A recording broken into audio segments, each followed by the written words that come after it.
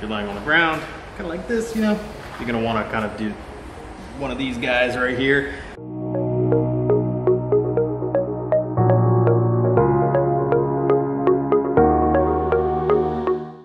What's up guys, it's Tom with Verus Engineering, and today we're gonna be going over the install for the Toyota GR86.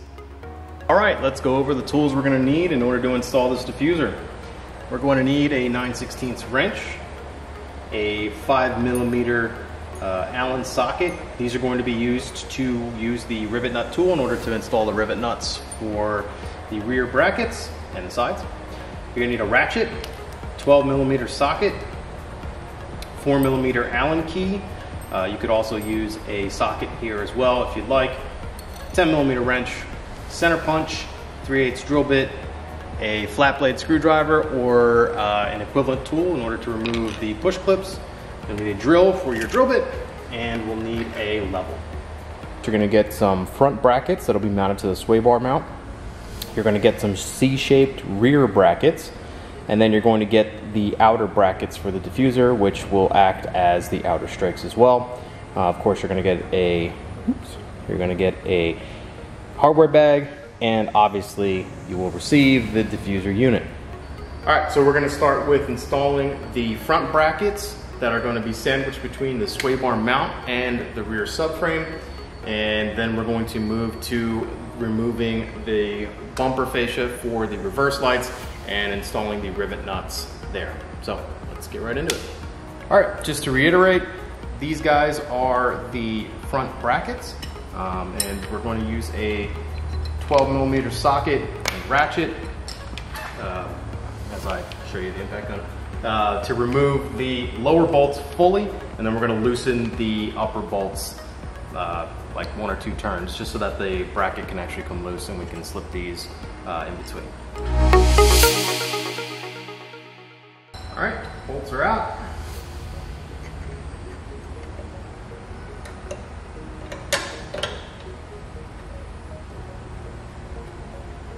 Install the bolts with the brackets in between the sway bar mount and the subframe.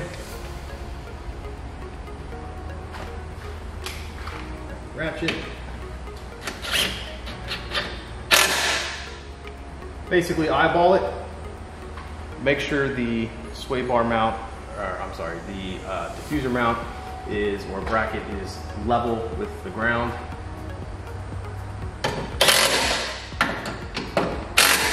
The next thing we're gonna have to do is remove this fascia piece for the reverse lights. And it's gonna be held on with 3 clips and then kind of these tabs that are snapped into the actual rear bumper. I'm sure you guys have encountered these plastic clips in the past, but if you haven't, use a flat bladed screwdriver or they make specific tools for them. You can use that as well. There's gonna be 3 of them. We're gonna pop them out, and then we're gonna take this fascia, we're gonna pop it down a little bit, and then we're gonna pull it straight back towards the rear of the car. Just like that. All right, so we've got the fascia removed for the reverse light. The reason we do that, in case you were wondering if you could skip that step, is basically if you ever want to change the bulbs inside of this reverse lamp, you'll need to remove that fascia in order to get to the bulb access. So if you install the rivet nuts before then, before taking it off, you'll basically have to drill the rivet nuts out. I guess you could do that if you want. That's totally up to you, to be honest.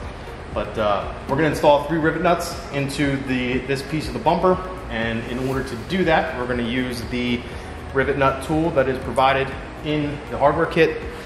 So a quick rundown, get it to focus, please. There we go. You're going to get a socket head bolt, the quote rivet nut tool, and then the actual rivet nut. You're going to take the bolt, put it through the tool piece, if you will, and thread it into the rivet nut. You're going to bottom the mount like so. You'll stick the rivet nut into the hole. Begin tightening this with a 5mm Allen. Hold this back with a 9/16 wrench. It's out of focus again. And this piece will begin to crush. You'll continue tightening until you feel some pretty significant resistance. Then you'll have a perfectly installed rivet nut. If you're not sure when that's going to be sufficiently crushed, On this particular car, you can actually peek back behind the piece and look at it, and you'll see that it's totally flattened out and crushed, and that the rivet nut's not going to go anywhere. So with that in mind, I've already done that during the prototyping process. So a quick note on these: if you need to, step the holes out to 3/8 of an inch with a 3/8 inch drill bit. You shouldn't have to, but again, if you do need to, 3/8 of an inch is the correct drill bit size.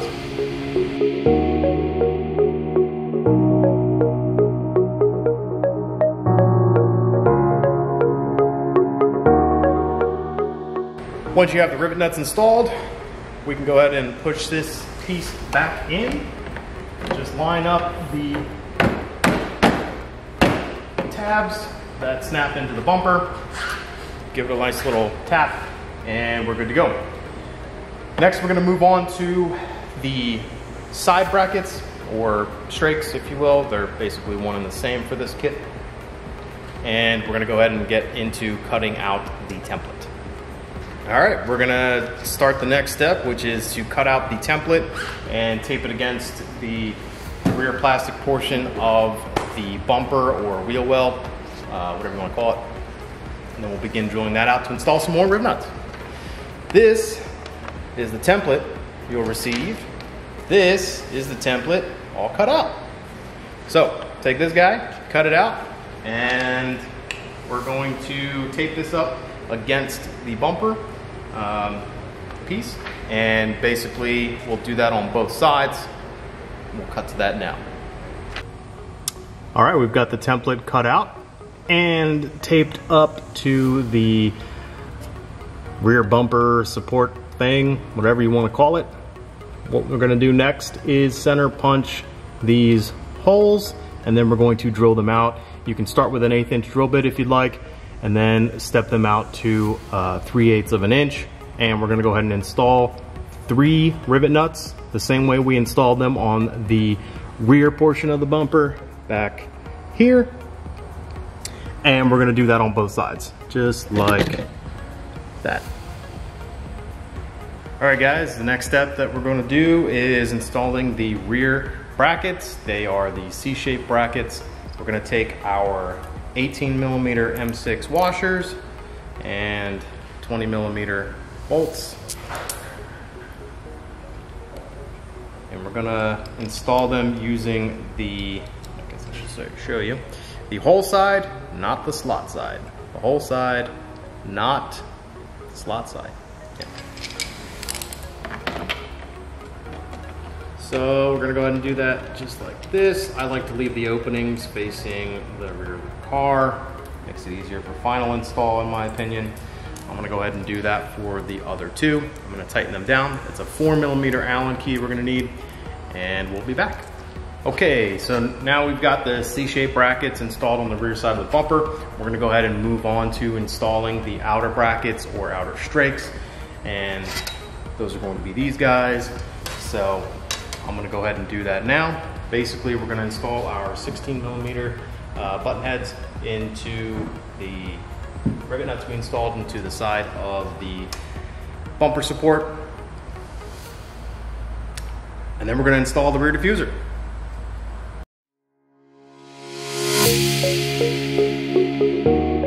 All right, we've got the side brackets installed. Next step is to put the diffuser up and get everything bolted up in place. And then we'll make sure that we got the diffuser set at the correct angle, and we'll do final torque. All right guys, we've got the diffuser installed up onto the car. We've got all of our bolts kind of installed loosely so that we can still move the diffuser around and get our desired angle correctly.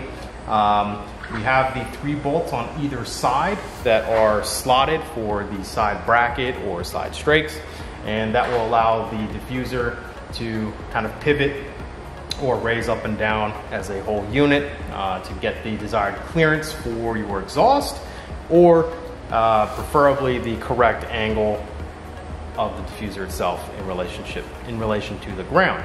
Quick little tidbit also, basically when you go to tighten these side brackets to the rear bumper support thing that we installed the rivet nuts into, probably going to want to reach your arm up into this area here, kind of like this. I know this is going to be a bit different for most people because we have a lift, but if you're laying on the ground, kind of like this, you know, you're going to want to kind of do one of these guys right here. I do recommend using an actual Allen key for those, as if you have a stock exhaust.